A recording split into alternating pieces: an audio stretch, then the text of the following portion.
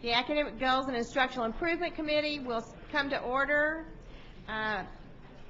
First item, roll call. Phoebe is present. Mr. Bennett. Ms. Bobbie. Here. Ms. Bobbie is present.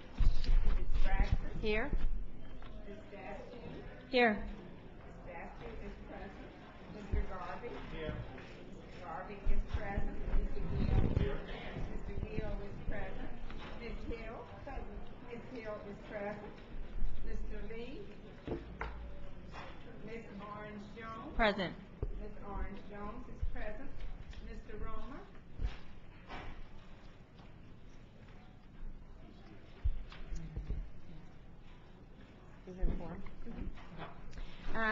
First item is the consent agenda. Do I have a motion for approval? So moved.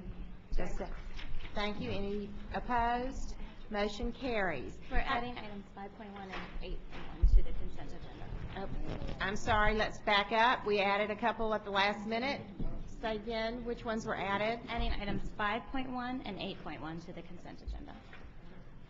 Ms. Dasty, do you accept that? Yes. Ms. Bobbie, do you accept that? Yes. Any opposed? So moved. I'd like to take an item out of order, and I need a motion to take 9.1 out of order. Do I have a motion? So moved. A second. Would you read the motion, please, Ms.? Consideration of a presentation by Lieutenant Governor Jay Darden regarding the bicentennial education materials created by the Louisiana Bicentennial Commission. Any opposed? Hearing none, I'd like to welcome and call on our Lieutenant Governor, Jay Darden. Thank you so much for being here. Thank you, ma'am. Members, it's nice to be with you. Thank you for the good work that you're doing. I've come before you today to share some information with you about the bicentennial education. Microphone. Mike's not on. I'm sorry, my fault. There you go. Members, thank you for giving me the opportunity to be with you this morning. I bring to you an item dealing with the bicentennial, and as many of you know, when I was elected last year, I said I thought it was very important that we have a strong educational component to the bicentennial celebration, which is underway, of course, this year, 200 years of statehood. And two very talented people on our staff who have a number of other responsibilities took on the responsibility of creating an educational component to the bicentennial. Memory Seymour, who is seated next to me, and Richard Hartley, who many of you know, a retired superintendent from Morehouse Parish. What I'm going to run through very quickly, because I'm mindful of your time, is this educational program that we would ask you to consider recognizing and approving as a resource text for grades 3 through 12. The program is called 200 Years in the Making, Celebrating the Bicentennial of Louisiana. It's designed as a desk reference that'll be a long-term useful tool for classroom teachers. It'll extend beyond just this particular anniversary year and can be used by educators across the state, we believe, for many years to come. This is a blending of traditional and contemporary interpretations of Louisiana history combined with classroom practices and some engaging active learning strategies and experiences for the kids. It's designed for grades 3 through 12, and it's aligned specifically with the Department of Education Social Studies and English Language Arts Standards and GLEs. The entire book, and it is a book that we're making available, we've printed 20,000 of these that are going to be made available to teachers all across the state, but it's also available on the web, downloaded and printed from our CRT website, and the URL for our website is provided throughout the book and is available as you see on the screen. The book's divided into 8 chapters, each with a focus statement and guiding questions at the beginning of each of the various sections. It also showcases some rarely seen primary sources and artifacts from private collections. For example, this 1719 banknote from John Law's Company of the Indies, which has been made available to us from the rather extensive private collection of Randy Haney, who is the finance director for the bicentennial and doing a great job of raising money in the private sector. There are no state general fund dollars to fund the bicentennial effort. Private fundraising efforts are underway. I've allocated some BP resources that we had available to us because they're one-time money, and this is obviously a one-time celebration. Makes sense to use that money for this purpose. The book also contains some recently rediscovered and published artifacts, like Pierre Lasalle's journal about the transfer of Louisiana from France to the United States. There are also significant artifacts from the extensive collection of Louisiana State Museum, including the original 18-star statehood flag that you see depicted here in this flag. There are basic literacy strategies that are building upon vocabulary, comprehension, writing, and critical thinking skills are included throughout the book, as well as diverse learning activities with role-playing, investigation, team-building exercises for students, and activity-specific rubrics for teachers tailored to assessment instruments. It's a cross-curricular nature to what is being done here, allowing teachers and students in math, English, art, and the sciences to join in the bicentennial celebration as well. And everything is geared toward our growing use and dependence upon technology. Many of these activities support but do not require the use of classroom technology, GPS units, handheld devices, and so on. And we'll also have a series of history podcasts and an interactive timeline of Louisiana history that will be made available to accompany the text.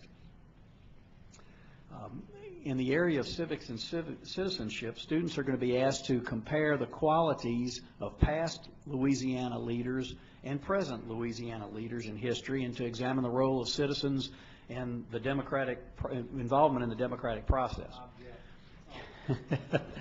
Perhaps one of the most interesting components to this is something that we started, and that those of you who are on BESE in the previous term may remember. When I was Secretary of State, we created this Road to the White House program for the 2008 election. We've carried that over now to election 2012, the Road to the White House. This is an opportunity for kids to track the election process literally from right now all the way through the convention to the Electoral College. And the feature that's added this year is asking the students to compare the issues and the policy debates that took place during the first gubernatorial election in 1812 with those that will take place in the presidential election of 2012, to compare how issues have changed or perhaps still remain the same over these 200 years. The desk reference incorporates resources involving all the aspects under the Department of Culture, Recreation, and Tourism, under our purview, like folk life, the arts, archaeology, Codafil, the French immersion program, the State Library, and the Office of Cultural Development, so that kids can have an understanding of how all these are interwoven into Louisiana's history, Louisiana's culture, and that makes us unlike any other state in America. Let me just mention briefly the several projects that you need to be aware of that we're partnering on that are going to give students in this state a unique opportunity in the bicentennial year. The University of Louisiana at Lafayette, through its Department of Business, has created the Louisiana Business Challenge. This is a project for high school students to plan and implement a tourism campaign for Louisiana. We're going to actually use the winning tourism campaign from these students selected by ULL as part of our tourism marketing effort. $64,000 in scholarships are going to be made available to the winning high school teams that come up with this tourism campaign. The B.I. Moody College of Business Administration is sponsoring this. The George Rodrigue Foundation of the Arts has created a bicentennial poster contest for 11th and 12th graders. The winner will obviously create Louisiana's bicentennial poster, which is going to be an obvious historic document that commemorates the bicentennial. And working with George, there are $45,000 in scholarship awards to the 15 winners and the ultimate winner who will be selected. And finally, we're working on a Louisiana Rivers and Wetlands project with the Atchafalaya National Heritage Program that's housed in my office, that is going to give students a unique opportunity to learn about the wetlands and the Atchafalaya Basin and how critical those two geographic features of Louisiana are to our history, to our culture, and to our future, since obviously the wetlands is threatened and the basin, in our view, is greatly underappreciated, and we really want to make it one of the hallmarks of what we're doing from tourism and also what we're doing from an educational standpoint. Fifth grade students at Dufrock Elementary School here in Baton Rouge had the opportunity to write, and they literally wrote it themselves, the official bicentennial book, which is a wonderful little depiction created by these elementary students about Louisiana. And I can assure you that those fifth graders at Dufrock who went through that process know a lot more about the early days of Louisiana history and about William C.C. Claiborne than most of their parents ever dreamed of knowing. And that's a great thing I can say, that these kids really got engaged in writing this book. The book has been published. It'll be made available to you. We've already given them the initial copies, and they're located in the state library. And finally, we're beginning this month a series of bicentennial teacher workshops. Running this month and through mid-March, 6 workshops in conjunction with UNO, Southeastern, LSUA, LSUS, and ULL, and ULM, free of charge to teachers to learn how to implement the strategies set forth in this book, and also to talk about how they can best make students across Louisiana aware of the bicentennial. So we wanted you to be aware of what was going on in this important educational outreach with the bicentennial, and ask you to approve this resource guide as a resource text to be included on your website for grades 3 through 12. And I'll be glad to answer any questions if you have any. I appreciate you giving me a chance to horn in on your agenda, particularly early in the agenda, and thank you for what you're doing for education in Louisiana. Thank you. We're going to go to Mr. Lee, Nasty, and then I would move approval of this student guide, and I want to express appreciation to Lieutenant Governor for going what I think is above and beyond what the normal role could be for Lieutenant Governor in promoting education in this state for young people. I think it's a very valuable resource, and I know you've been working for a long time now to improve education in this state. I can remember some earlier days when my relationship was not quite as friendly. Jay was chairman of the Senate Finance Committee, and he was holding the reins tight for the state, and I was trying to get money for education. But I'm pleased to see that you've come around, Jay. And you know, we all learn by a few years at this. Now, I don't know who came up with this book. I know it wasn't you, and I know it wasn't Richard Hartley, so you had some good help somewhere. Well, Memory Seymour is really the brains behind the book, and that's why she deserves the credit for putting this together. And it's a really wonderful resource guide that I know is going to be appreciated by teachers all across the state for a long time to come. Right. thank you, Ms. Dasty. I want to express appreciation. Thank you.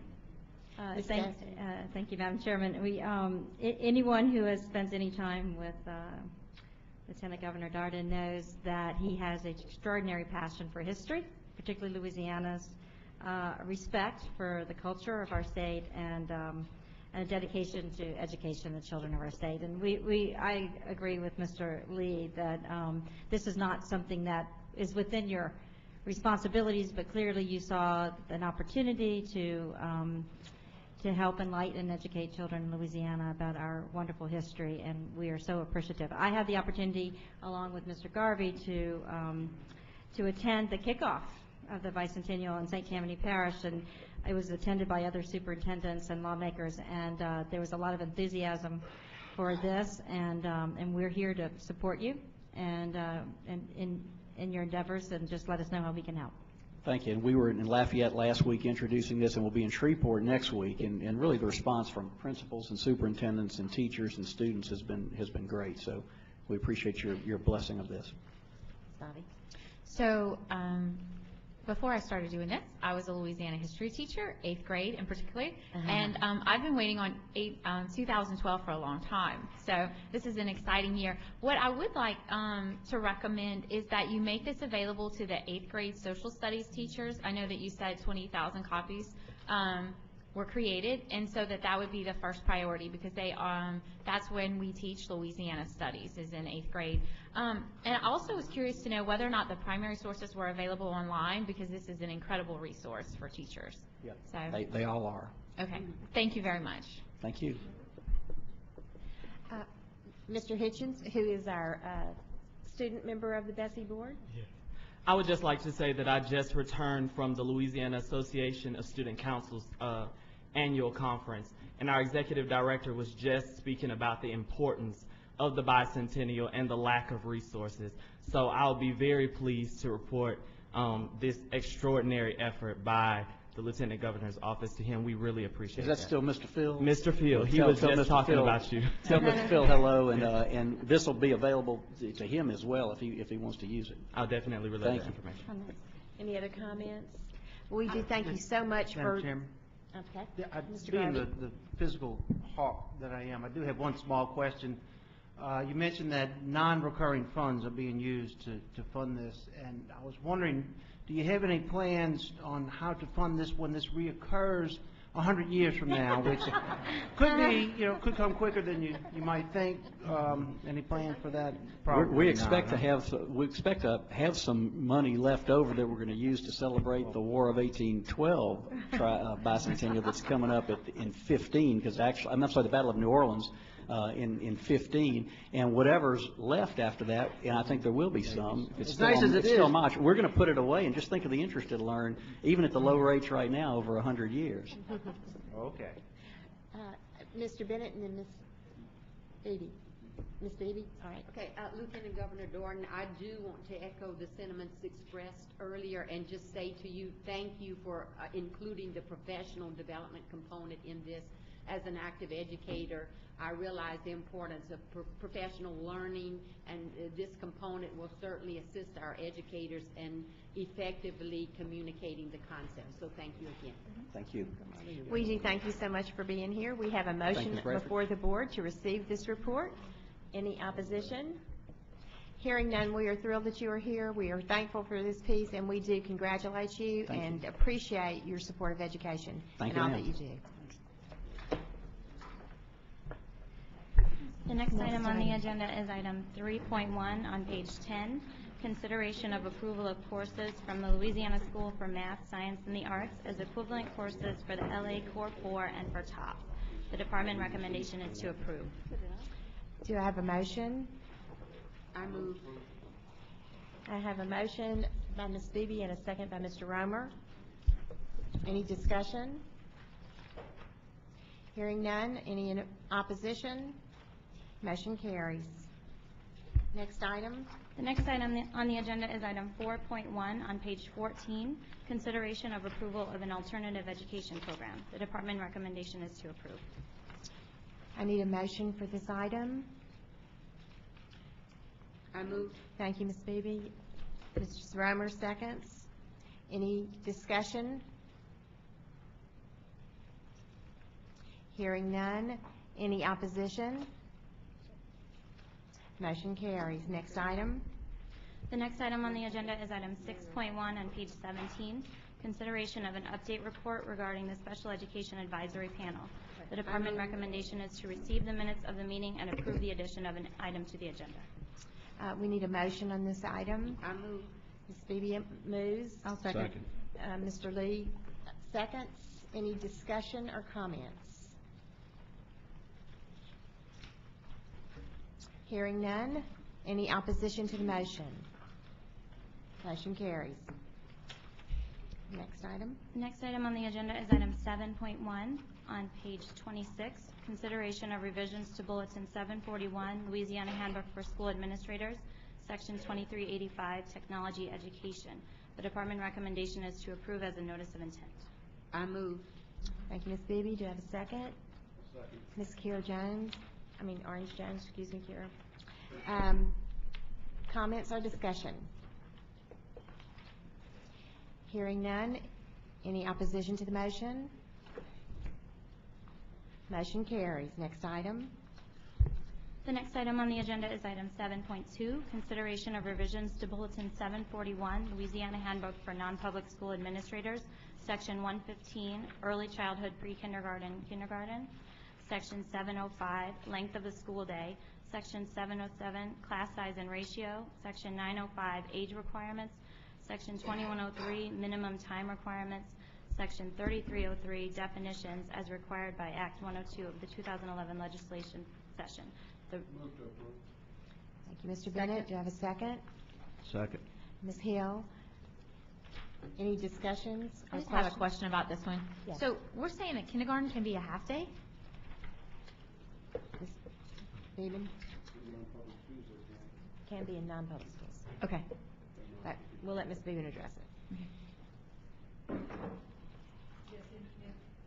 And will you identify Sorry. yourself for the new board members? Nancy Beeben, in curriculum standards. Yes, ma'am, in policy, kindergarten can be half-day for non-public schools. Any other questions? Any opposition to the motion? The motion carries. Next item. The next item is item 7.3 on page 32, considerations of revisions to Bulletin 111, the Louisiana School District and State Accountability System, Section 601, defining a graduation index, and Section 613, calculating a graduation index. The department recommendation is to approve as a notice of intent. I need a motion on this item. So moved. Mr. Lee, do I have a second? Ms. Stastu? Any questions, comments? Hearing none. Any opposition to the motion? We do have a motion, right? Yeah. Hearing none, the item carries. Next item, please. The next item is item 7.4 on page 35, consideration of revisions to Bulletin 1706, regulations for implementation of the Children with Exceptionalities Act, Subpart 1, regulations for students with disabilities, Section 133, expenditures related to implementation of Act 515 of the 2010 regular legislative session. The department recommendation is to approve as a notice of intent. I need a motion on this item, please.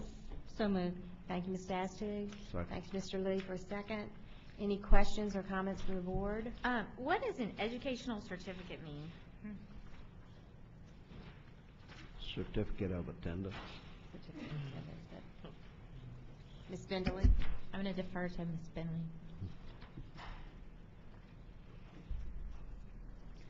This is a scholarship program that was passed by the legislature a few years ago as a two-year pilot program for students with exceptionalities. It was modeled after the scholarship program in New Orleans, but this one actually includes 6 different parishes, and it's in the first year of operation. And at the conclusion of the second year, the legislature will have to reauthorize it to continue. So we're just creating policy to match legislation? Correct. And we lifted language really directly from the law and didn't add or subtract anything to that, so it really just reflects what's in the law. So, and I don't know exactly where in here it says something about an educational certificate. What does that mean?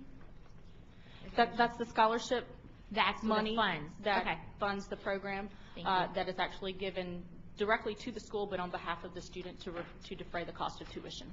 Thank you. Any other questions or comments? We have one speaker, Ms. Harper Royal.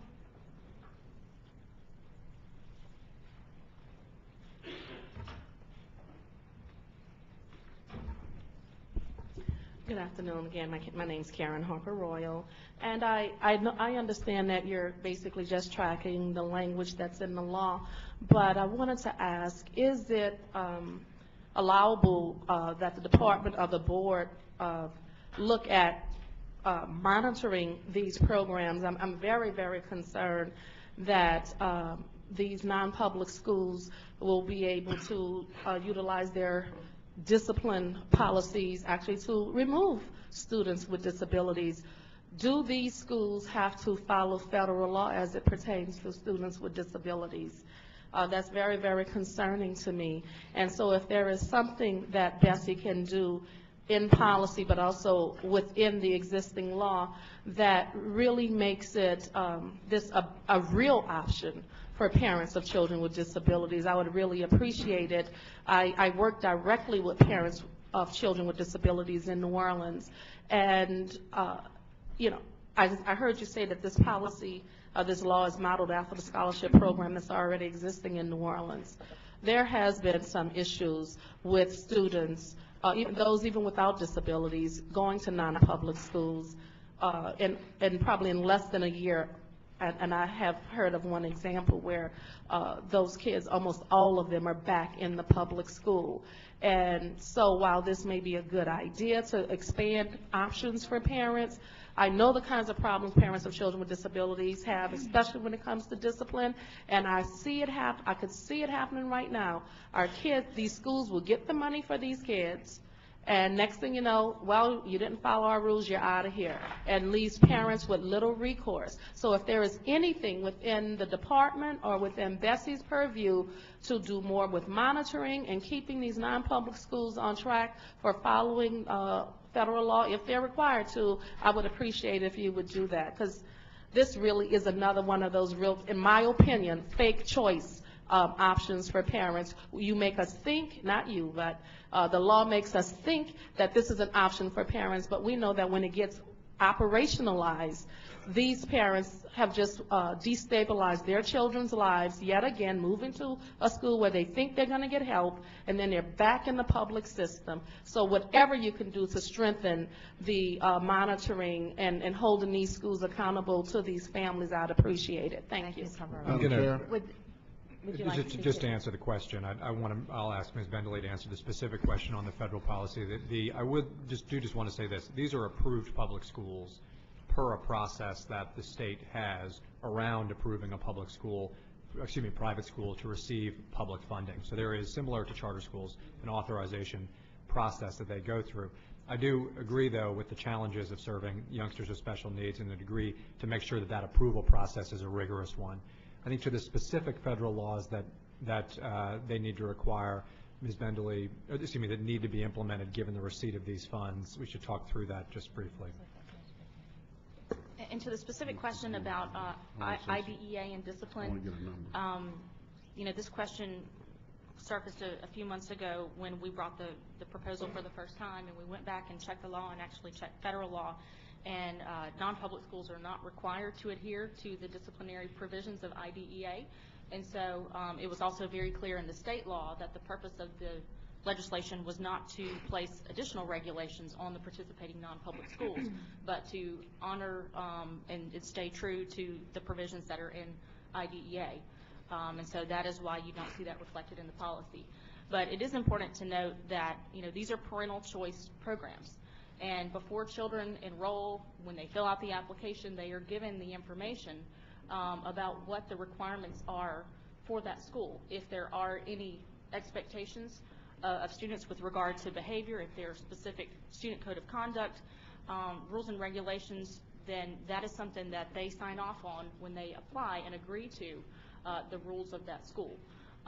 And I can tell you that, throughout this past year, the feedback that we've gotten back on the program has been very positive, just as it's been for the program in New Orleans. We've had just a tremendous amount of parental satisfaction that's been expressed about the program, and we've not really had many issues to contend with. The parents are very much involved in the schools. They have a direct line of communication with those school leaders. We've offered to help and facilitate that discussion in any way that we can, but it's been overwhelmingly positive. Madam Chair, Yes, Mr. I'd like Ms. Bendeley to see if she can give us a number, not now, but later, of those children who have entered into this program in non-public schools and how many of those have actually left, because I heard almost all of them have left after they once entered. I'd like that number, please. We can get that number for you. It's certainly not a majority. It's actually very few. But Thank you. We can get you the exact numbers. Thank you, Ms. Bendeley. Any other comments or questions? I had another question about what exceptionalities the policy refers to. Ms. Bendeley?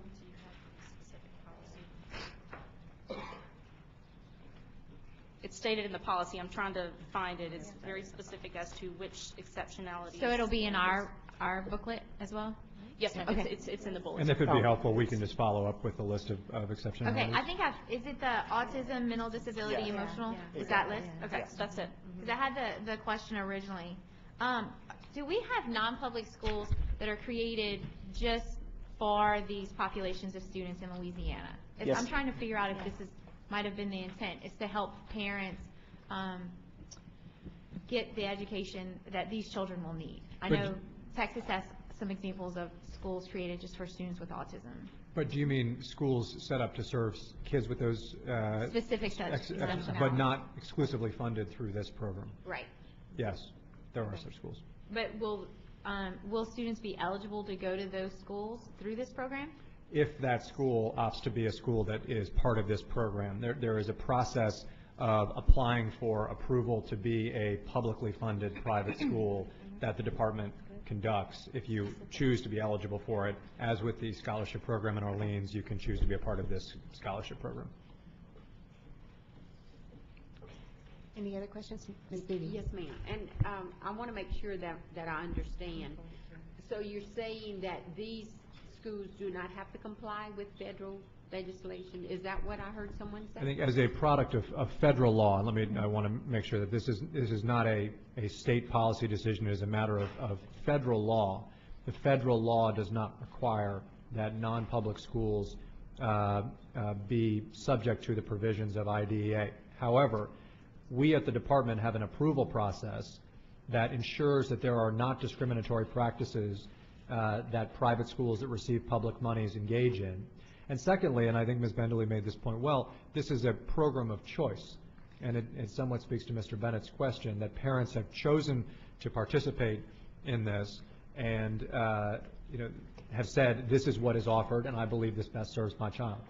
Well, I guess my follow-up question is if there are discriminatory practices, is there an appeal process for the parents to bring it to our attention or to your attention that... Yes, the department, as with charter schools, the department receives any kinds of issues for resolution, but also the state has the ability to not fund a school and sanction it in essence, say you can no longer receive public funds because you are engaging in discriminatory practice. Right, but if we're unaware, then certainly there won't be any sanctions or what have you. So my question specifically is there an appeals process that if a parent is discriminated or the child is discriminated against, that they can come to this body to share their concerns? As with any school, if there are that kind of behavior going on, there is a route for ensuring the department is aware of it and resolving it. It is not legal for there to be discriminatory practices, and it's also just against the rules of the department for such a school to be receiving public dollars. So the department has a process for receiving those kind of complaints, including a hotline, et cetera. If that comes to light, there would be an investigation, and if it is fact, then that group is eligible to be decertified as an approved public school, private school. Ms. Dastig? Yes, I have a copy of the annual report 2010-11 for the Student Scholarship Program, and I requested it. It was presented to the board sometime in the fall, so I'd be happy to share it with all the board members, but I'd like to just lift something out of it, and it basically says that the program retention rates from 2009 to 2010 were 95% of the families submitted an application to return to that school. From 2010 to 2011, 98% of the parents submitted applications to return to the school. So the statement that parents are dissatisfied in leaving the schools, it is not supported by the report. One school. By the report that was presented by the Department of Education to the board back in the fall, and I will make sure that all of you get a copy of that. Thank you, Ms. Dastig. Ms. Harper-Royal, would you just clarify your point as to make sure you're... Yeah, it was one particular private school in New Orleans that received 35 kids that actually came from a particular public school in New Orleans, a charter school. And by the end of the year, all 35 of those kids were back in that particular public school. And I would say the name of the school, but I'll let the principal told me this.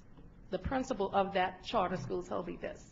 And so I'll let that principal bring that to this board. But that did happen. So I didn't want to give the impression that it was the whole program. But again, my point is monitoring to see what's going on, and at least where you see problems, investigate it.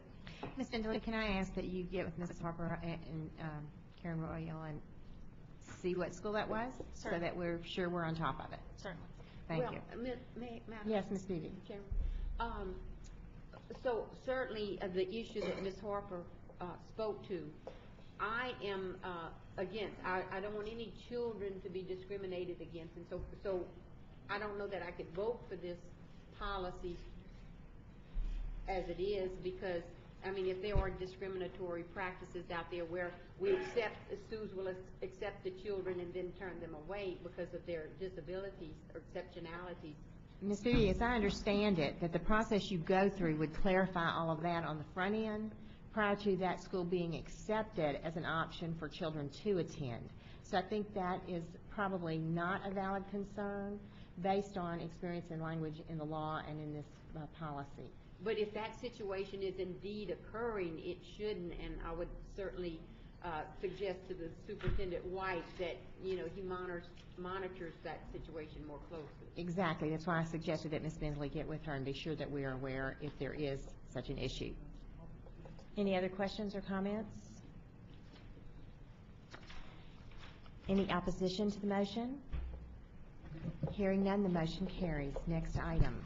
The next item on the agenda is item 7.5 on page 40, consideration of revisions to Bulletin 741, Louisiana Handbook for School Administrators, Section 1103, compulsory attendance. The department recommendation is to approve as a notice of intent. Do you have a So moved. thank you, and a second? Thank you, Mr. Gay. Any questions or comments? Hearing none. I do have questions. Yes. About the, so are we upping the compulsory attendance requirements? Is that what this policy is doing? We'll clarify for the department. Do we have someone? I think it's just clearing up some language and making some more clarification, but Okay. let's let the department tell us. There's clarification. Hello. Would you identify yourself for the new board members? No, Diana Keller isn't here, so I'm Lisa French from College and Career Readiness on behalf of Debbie Shaw. Thank you. And no, we are not upping the age, but clarification from the standpoint of removing the language as it pertains to adult ed, so that any student who wants to exit school to pursue one of those options, based on these criteria, we make sure that they are in compliance. Thank you. Does that answer? Any other questions? Any opposition to the motion? Hearing none, item passes. Next item. The next item on the agenda is item 7.6 on page 43, consideration of repealing Bulletin 741, Louisiana Handbook for School Administrators, Chapter 27, Adult Education Programs. The department recommendation is that the board rescind approval of the notice of intent and approve as notice of intent the repeal of existing policy. So moved. Thank you, Mr. Lee. Thank you, Ms. Boffey. Any comments or questions? Any opposition to the motion? Motion carries. Next item. That concludes the agenda. We are now Administration and Finance will convene at 1. We are dismissed.